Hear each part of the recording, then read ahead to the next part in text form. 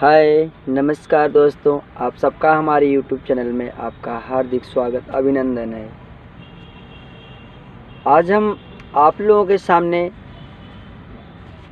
कथा में बताया जाता है कि सत्संग, एक भक्त के लिए सत्संग क्यों ज़रूरी है, सत्संग क्यों करना चाहिए, सत्संग में क्यों बैठना चाहिए।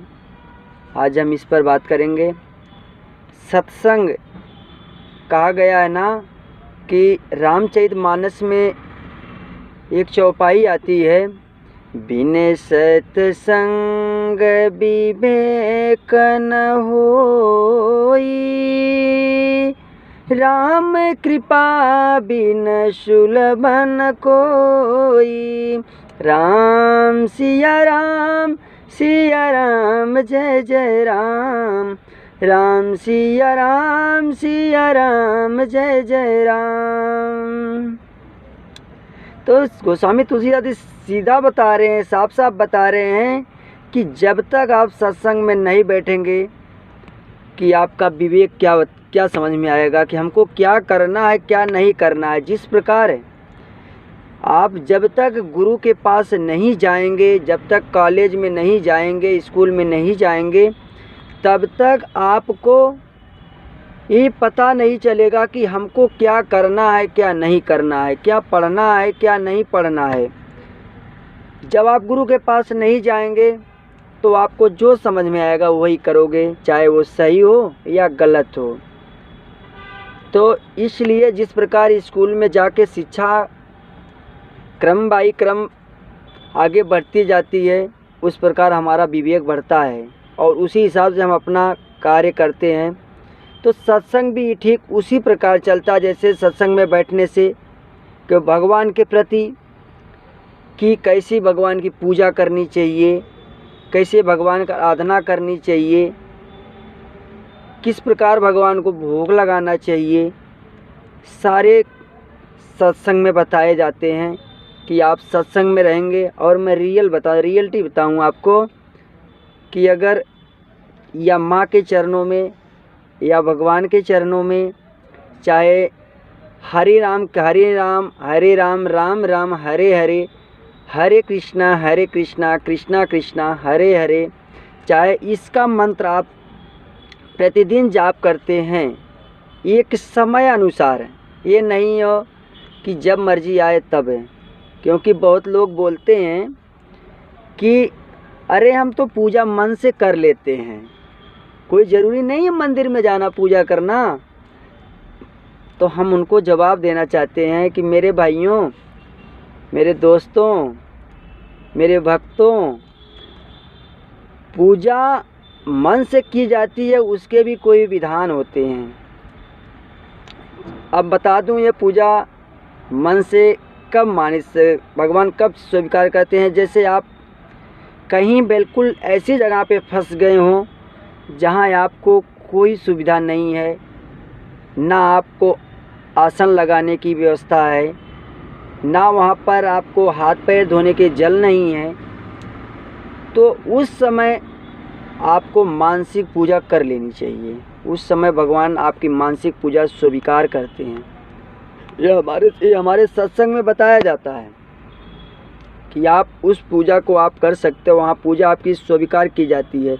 आप ये पूजा कब मानसिक पूजा कब स्वीकार नहीं की जाती, जब आप घर में बैठे हो।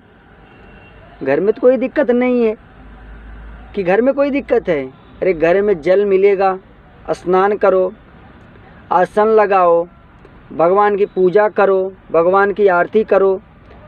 तो यहाँ पर सारे कर्म करने पड़ेंगे। ऐसा नहीं कि हम मन से पूजा कर लिए, कोई बात नहीं है। मन से पूजा करने से सब जगह के नियम सिस्टम अलग हैं और क्रिया करके पूजा करना वो सिस्टम अलग है। अभी वही बात बताता हूँ ना सत्संग की। अगर सत्संग में बैठते तो आपके दिल में ये बात नहीं चलती कि हम पूजा मानसिक कर लें, ठीक है। क्योंकि हमें बहुत लोग बोलते हैं, मैं अपनी रियल बात बताऊं, हमें बहुत लोग बोलते हैं ना कि अरे कोई ज़रूरी नहीं है, कोई ज़रूरी नहीं है कि बैठ के पूजा करो तभी पूजा स्वीकार होती है। तो मैंने साफ साफ बता दिया, मैं साफ साफ बता दिया भाई, चलो आज आपने मानसिक पूजा कर लिया।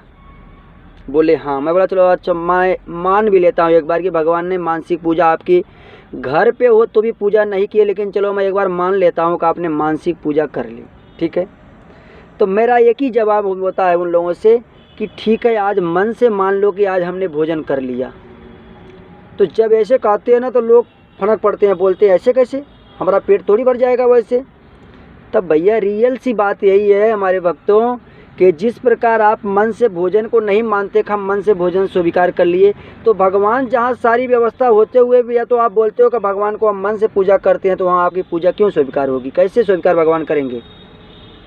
जैसे अभी आप कहीं फंस गए हो, आपको खाना नहीं मिला हुआ, भोजन नहीं मिला हुआ है, तो आप मान लेते हो कि आज हमें खाना नहीं मिला हुआ, उस प्रकार कह के आप अपने भूख मिटा लेते हो।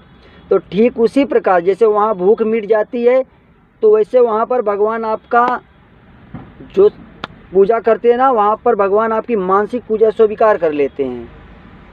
लेकिन अगर वही है कि जैसे घर पे आप रहो और घर पे खाना खा रहे हो और भगवान की मानसिक पूजा कर रहे हो, तो नई पूजा नहीं स्वीकार होती।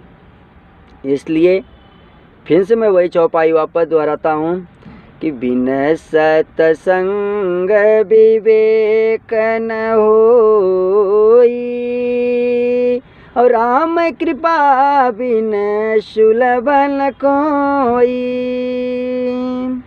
जब तक आप सत्संग में नहीं बैठेंगे तब तक आपका विवेक ठीक तरीके से नहीं चलेगा, कि मार्ग नहीं बताएगा कि हमें किस मार्ग में चलना है। और जिस पर भगवान राम की कृपा रहेगी उसके सारे कार्य सुफल होंगे, और जिस पे भगवान की कृपा नहीं रहेगी उसके सारे काम विफल होंगे। इसलिए कोई कार्य करने से पहले भगवान को अवश्य ध्यान करें, माँ को अवश्य ध्यान करें। और मैं तो आपसे एक रियल बात बोलता हूँ कि माता पिता की सेवा ज़रूर करें और माता पिता को वृद्धा आश्रम में ना भेजें, क्योंकि अगर माता पिता को आप वृद्धा आश्रम में भेजेंगे तो आपका सत्संग में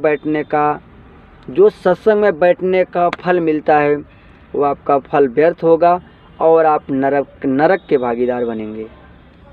थैंक यू। राधे राधे।